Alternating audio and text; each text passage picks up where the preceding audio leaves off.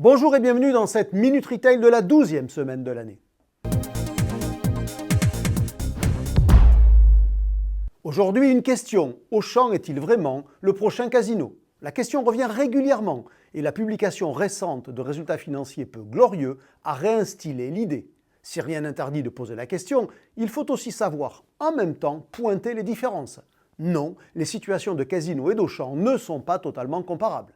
Bien sûr, Auchan, comme Casino, a insuffisamment réinvesti dans ses magasins depuis 15 ans pour faire le match localement avec les indépendants.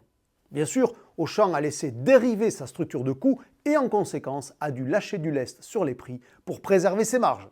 Bien sûr, Auchan n'est plus le champion des rendements commerciaux qu'il a longtemps été. Depuis 10 ans, c'est même plutôt contre-performance sur contre-performance. Voilà donc pour les points de ressemblance entre Auchan et Casino. Suffise-t-il pour autant à prédire à l'un le sort de l'autre? Non. Et voici pourquoi.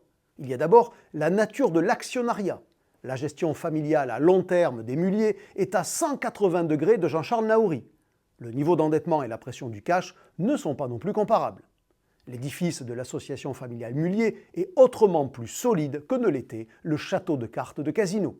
Seconde différence, peu visible mais tellement importante, Casino avait lâché son immobilier, précisément pour des raisons de cash, et se retrouvait donc avec des niveaux de loyer insupportables. Auchan pour l'essentiel est toujours chez lui. Enfin, même si Auchan enchaîne les reculs de chiffre d'affaires, le point de départ est autrement plus haut que Casino. Quand le meilleur élève de la classe faiblit, il reste en général toujours au-dessus du cancre.